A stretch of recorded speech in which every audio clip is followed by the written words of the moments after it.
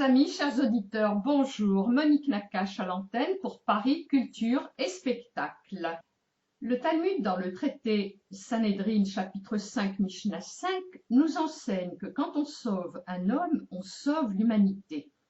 Ce matin, en compagnie de deux médecins, le docteur Muriel Haïm et le professeur Jean-Jacques Rhin, nous pouvons tous ensemble dire que l'action combinée de ces deux personnes confirme ce message. Alors, avant tout, Muriel Haïm, bonjour.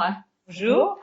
Alors, Muriel, pourriez-tu nous parler d'emblée de cette association, Un cœur pour la paix?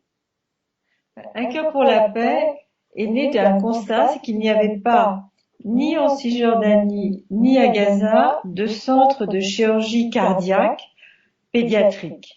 Et à partir de là, avec le professeur Rhin, qui est le chef de service de cardiologie pédiatrique à l'hôpital israélien Hadassah de Jérusalem, nous avons décidé de monter Un cœur pour la paix pour pouvoir offrir des soins de haut niveau à ces enfants qui naissaient avec des cardiopathies congénitales et donc qui n'avaient aucune chance de s'en sortir.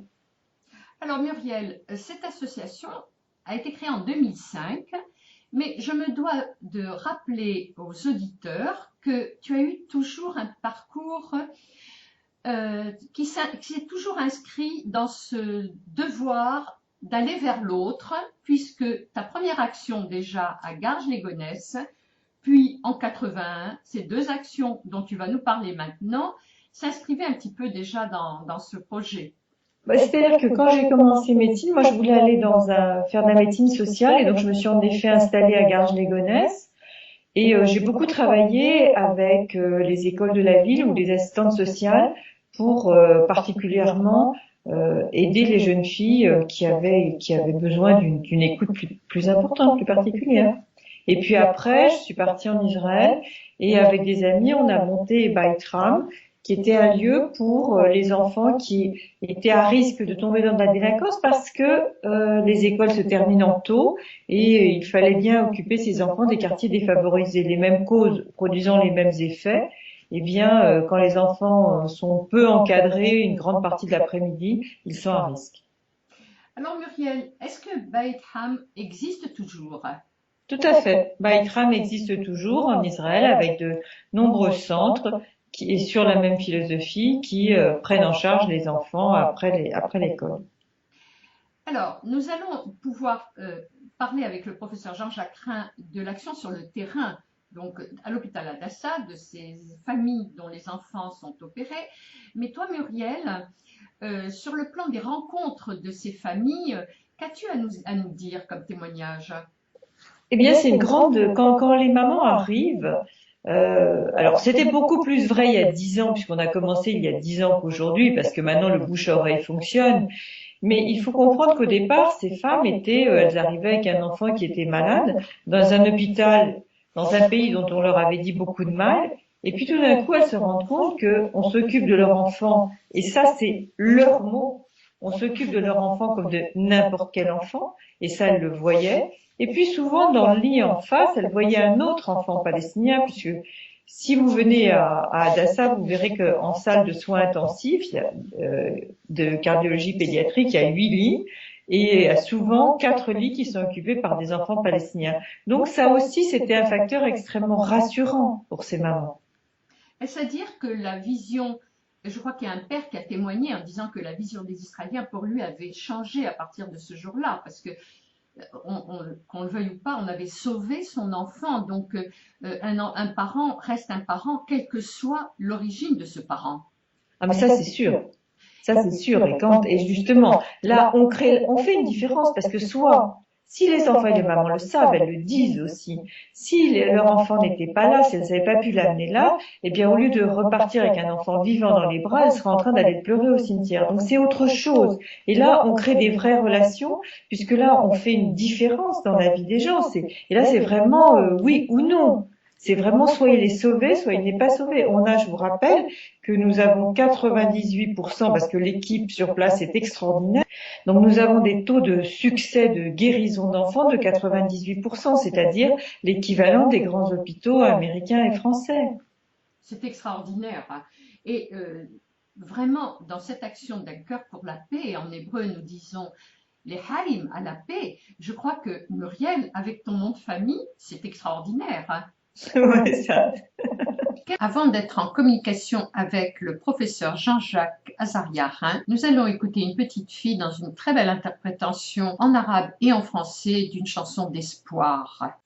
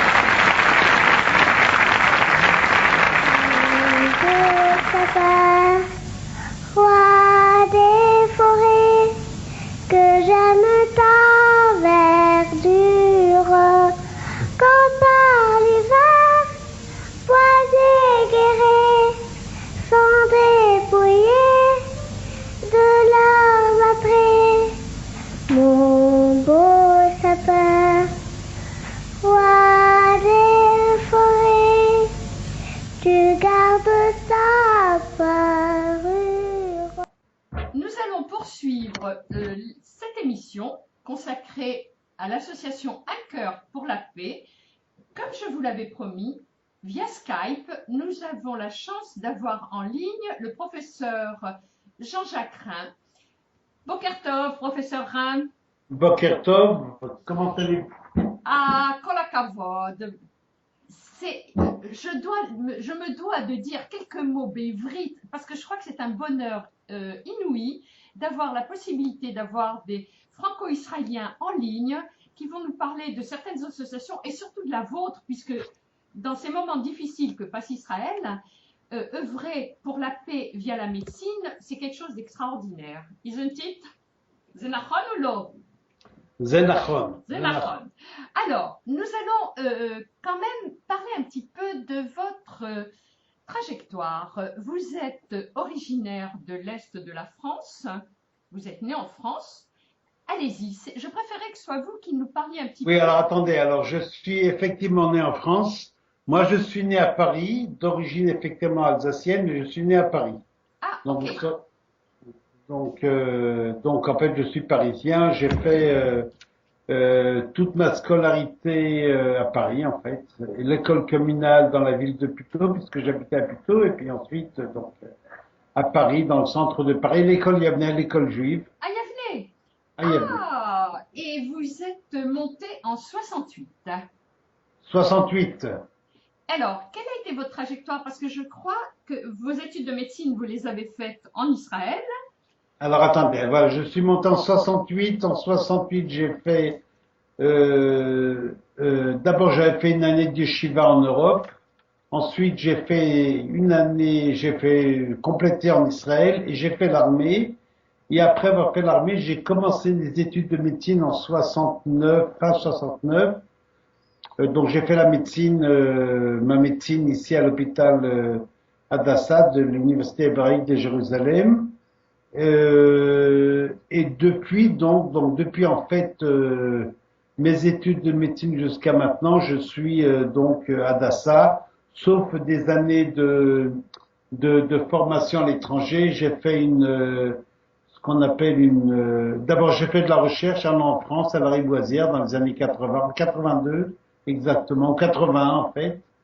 Et j'ai fait ensuite une spécialité de cardiologie pédiatrique donc à Boston, à l'université de Harvard, que j'ai complété donc en 2 ans, et je suis revenu à Hadassah pour être cardiopédiatre.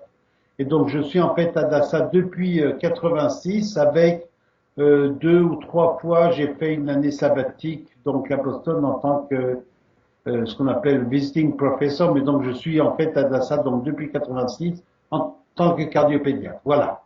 Alors, Kolakavod, Jean-Jacques, sur le terrain, pour œuvrer dans cette association d'un cœur pour la paix, donc vous intervenez sur beaucoup d'enfants palestiniens. On sait qu'il y a beaucoup de mariages consanguins dans les communautés palestiniennes. Est-ce que vous pourriez nous en dire plus? Oui, et vous voulez que je vous parle de l'organisation elle-même? Je pense que Muriel vous en a Muriel a parlé parlé. de l'organisation, mais vous, j'aimerais bien que vous traitiez le terrain. Alors sur le terrain, alors comment ça se passe? Donc en fait, nous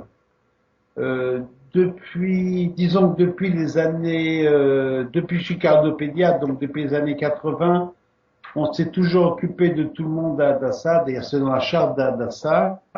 Et ce qui s'est passé, donc à faire les accords d'Oslo en 92, on n'a plus la possibilité de s'occuper d'enfants de Palestiniens parce que ils étaient en théorie pris en charge par l'autorité de santé palestinienne, qui elle se heurtait à un problème majeur, c'est un problème de financement, puisqu'il faut comprendre que la prise en charge des enfants, pour la prise en charge pour une opération, une prise en charge et qui coûte cher, qui ne correspond pas à peu près à mettre en fonction un dispensaire dans un village pendant un an. Donc il y avait des choix à faire, et donc à ce moment-là, donc il n'y avait pas de vraie couverture médicale.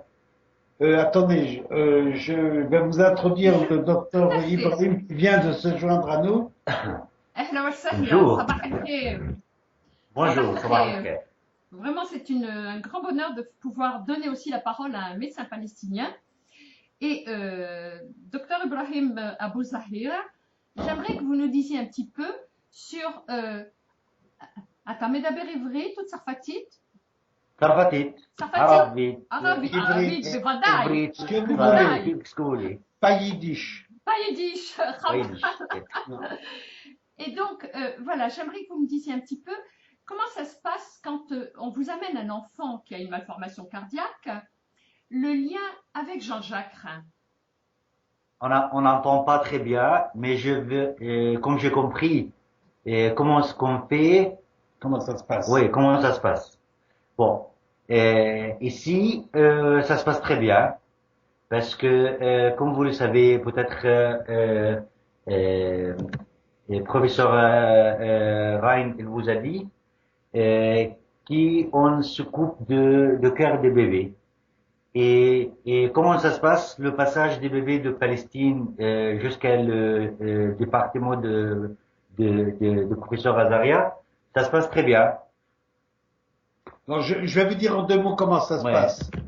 Jusqu'à l'arrivée de Ibrahim et de son prédécesseur, le docteur Nail El-Acham, on avait des rapports, disons, je dirais épisodiques avec nos collègues palestiniens. Donc, depuis que dans le cadre du projet La Cœur pour la paix, on a proposé une formation de médecins palestiniens qualifiés dans le domaine de la cardiologie pédiatrique, dont ces mêmes médecins donc travaillent en partie à Adassa et en partie donc ont ouvert des centres de consultation, une clinique donc dans les territoires palestiniens et donc et Dr El-Lacham et Dr Ibrahim à côté de moi ont aujourd'hui une consultation dans les territoires palestiniens. Dr Ibrahim Abou Zahira a une consultation dans la ville de Hebron, d'Hébron. Il y a deuxième chose qui est importante, c'est que maintenant ils ont ouvert une antenne d'urgence dans les territoires palestiniens, ce qui fait qu'aujourd'hui, 24 heures sur 24, 7 jours, je voudrais même dire 7 nuits sur 7, ils sont donc présents. Et dès que, très souvent, comme il arrive, Dr Ibrahim Abou Zahira est appelé au chevet d'un nouveau-né qui est un peu bleu, qui respire mal, etc., il pose le diagnostic. Il fait un diagnostic avec une machine d'ultrason, ce qu'on appelle une échocardiographie, mais avec une machine portable. Et alors, on regarde ensemble, si on a le temps, on regarde le lendemain, on regarde l'examen. Et si c'est vraiment urgent, on retransmet même l'examen pour voix un peu plus moderne, si vous voulez, en voyant des clips vidéo sur WhatsApp. Donc, on peut avoir, si vous voulez, une sorte de consultation à distance qui se fait presque comme ce qu'on dit C'est online. extraordinaire, parce que quand on sait le temps, la notion de temps que vous pouvez gagner, et le temps étant vital pour ce genre d'intervention. Absolument, absolument. Donc, je dois dire que déjà, je pense ces derniers mois, Ibrahim nous a référé beaucoup de nouveau-nés qui étaient en situation, même des fois critique, et qui ont été sauvés grâce à l'intervention d'Ibrahim sur place et le transport de l'enfant là où il doit être traité, en général chez nous. Alors, professeur Rhin, combien d'enfants depuis 2005 sont passés dans le service? Alors, depuis le 2005, nous sommes à 625 ou 27. Il y en a 3 cette semaine, donc ça change un petit peu. Il y a des semaines, il y en a moins, des semaines, il y en a plus. C'est en fonction, en fait, des urgences et en fonction de la demande et en fonction de notre disponibilité aussi, parce qu'on a un programme qui est relativement chargé. Donc, les enfants sont référés. Ce sont je crois que cette semaine, il y a deux nouveau-nés, je crois. Oui. 2 nouveau-nés qui sont arrivés et une qui est pas une nouvelle-née, qui est d'abord Il y avait 2 mois et Voilà. demi à peu près. Dans un enfant de 2 mois. Un peu tardé, quoi, pour Voilà. cette malformation. Voilà. Alors Muriel nous annonçait tout à l'heure, donc dans la Vous avez présentation été de coupé. l'association, Muriel nous précisait dans la présentation de l'association qu'il y avait 98% de réussite pratiquement. Est-ce que vous confirmez ces chiffres? C'est extraordinaire. Je n'ai pas bien c'est 98%. De réussite. Absolument. On a malheureusement une mortalité qui approche à peu près les 2%. C'est un chiffre qui est d'abord qui est toujours trop important, mais c'est un chiffre qui est mineur, ce sont de très bons résultats dans le cadre de cette médecine qui est une médecine de pointe, une médecine compliquée qui nécessite des interventions à cœur ouvert chez des nouveau-nés. En général, le chiffre acceptable dans les meilleurs centres, c'est 3,5% de mortalité. Nous sommes à 2%. C'est toujours trop, mais et d'ailleurs, certaines des mortalités qu'on a eues n'étaient pas opératoires, mais se sont passées avant l'opération, quand l'enfant nous avait été référé trop tard. C'est-à-dire on n'a pas pu, si vous voulez, le sauver avant même d'être opéré. C'était encore avant que le docteur Ibrahim Abouzaïra arrive, parce qu'aujourd'hui, la plupart de nos patients sont bien diagnostiqués et envoyés à temps. Je parle encore une fois de Cisjordanie. Le problème de Gaza est un petit peu différent puisque nous avons des correspondants, des médecins correspondants à Gaza, dans l'hôpital Nasser, mais on n'a pas ce sont pas des médecins qui ont été formés chez nous, donc on n'a pas, si vous voulez, la même approche et la même qualité de diagnostic, je dirais. Tout à fait. Alors, quand une famille palestinienne rencontre une famille israélienne, parce que au sein d'Adassa, les familles se rencontrent et qu'une maman qui est à côté d'un bébé reste une maman, quelle que soit son origine religieuse ou ethnique ou de quel que ce soit, social ou autre, inévitablement, il me semble que le principe du cœur, c'est bien ça, un cœur va vers l'autre, donc une maman reste une maman, les deux cœurs se parlent. Vous, sur le terrain, quand vous êtes confronté à ces rencontres, que pouvez-vous nous dire? Écoutez, vraiment, l'ambiance de Hadassah, elle est un peu différente. Une fois qu'une famille arrive ici à Hadassah, l'ambiance, voilà, elles sont comme chez eux, à la maison. Vraiment, la relation entre les familles, ils sont super bien. On n'a jamais rencontré des histoires ou bien des problèmes entre les familles. Et elles se parlent, elles mangent ensemble, il n'y a pas de problème en général.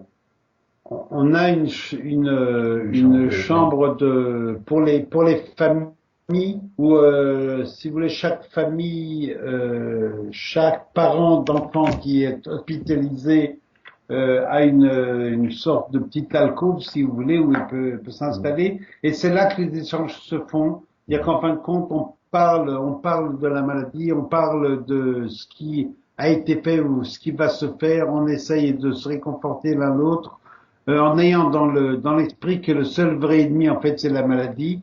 Et la seule véritable succès, en fait, ce sera l'issue favorable du traitement. Donc, si vous voulez, les familles aussi bien palestiniennes qu'israéliennes se trouvent du même côté je dirais, de la barrière, et donc discutent entre elles de leurs expériences et de leurs espoirs. Voilà. Bravo, Kol HaKavod. Est-ce qu'on vous verra pour les 10 ans de l'association à Paris? Donc, je serai effectivement à Paris. Muriel a dû vous dire, je serai à Paris le 3 novembre pour 2 événements. Le premier événement, je pense qu'il y a une conférence de presse le matin du 3 novembre, une conférence de presse où nous parlerons justement des progrès, des acquis, ce qui a été fait donc dans les 10 dernières années depuis que l'association existe. Et puis le soir, il y a un gala en fait pour lever de fonds en fin de compte, parce que Muriel a dû vous dire ça coûte très cher. Muriel, je pense, lève quelques centaines de milliers d'euros, 400 000. Donc ça coûte très cher et nous on les dépense, voilà. Donc là, je participe, si vous voulez, à l'effort de Muriel, donc ce 3 novembre, pour essayer de lever des fonds. Voilà. Eh bien, écoutez, je me dois de terminer cette émission en vous remerciant et en vous disant bravo, car vous œuvrez tous les deux Fitariq al-Selem pour la langue arabe, Alder Shalom pour la langue hébraïque. Merci, professeur Rimb. Merci, docteur Abou Zahira. À très bientôt. Merci. À bientôt. Merci. Merci à vous. Bien. Nous reprenons cette émission avec Muriel Haïm qui va nous parler de l'anniversaire des 10 ans de l'association Un cœur pour la paix. Alors Muriel, qu'est-ce qui est prévu pour le 3 novembre? Eh bien, le 3 novembre, nous sommes accueillis dans les salons de l'Hôtel de Ville grâce à Anne Hidalgo. D'ailleurs, la ville de Paris est au comité d'honneur d'un cœur pour la paix. Et nous avons l'énorme plaisir et honneur d'avoir Jacques Attali, qui sera le parrain de la soirée. Donc ce sera une soirée, on est déjà plus de 200 personnes inscrites, on a encore quelques places, on aimerait être jusqu'à 250 pour fêter. Alors c'est vrai qu'on fête les 10 ans, mais ce qui est beaucoup plus important, c'est qu'on fête plus de 600 enfants opérés. Et alors Muriel, quel est le numéro de téléphone pour la réservation? Il faut aller sur le site uncoeurpourlapaix.org et tout est marqué. Une place coûte 250 € et on donne un CERFA sur, on donne un CERFA sur 200 €. On a, je vous dis, encore quelques places et on aimerait vraiment que vous soyez tous avec nous. Et d'ailleurs, si on en est là, si on a pu sauver plus de 600 enfants, eh bien, c'est grâce au soutien qu'on a eu à la fois des individus, des sociétés, des fondations, et c'est vraiment très important et particulièrement en ce moment d'arriver à continuer à créer des ponts parce qu'on sait très bien qu'il y a toujours des soubresauts au Moyen-Orient, mais qu'après il faut recommencer à construire et redévelopper de la confiance. Alors Muriel, nous serons tous ensemble le 3 novembre pour cet anniversaire des 10 ans et tous ensemble disons les Haïm et bonne continuation pour cette association qui œuvre également pour la paix, un cœur pour la paix. Merci beaucoup. Muriel. Avant de terminer cette émission et en souhaitant que la situation se calme en Israël, nous allons écouter Rahem.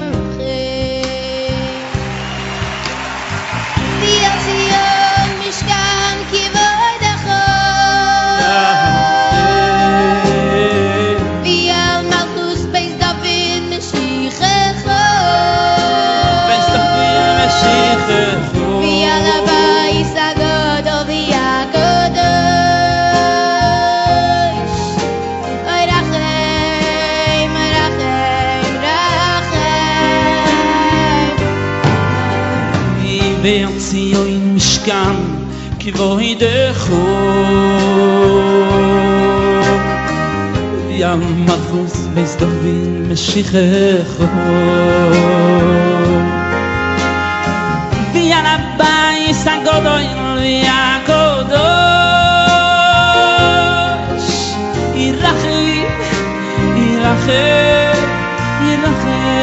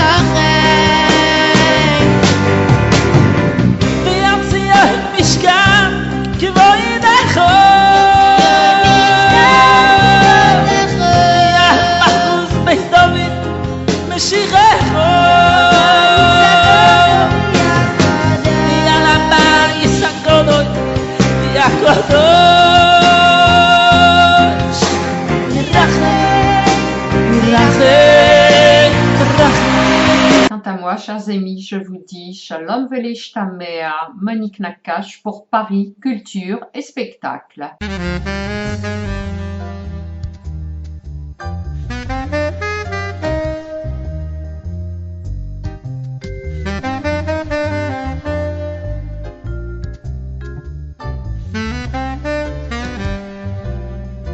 Quant à moi, chers amis, je vous dis Shalom Velishtamea, Monique Nakache pour Paris, Culture et Spectacle.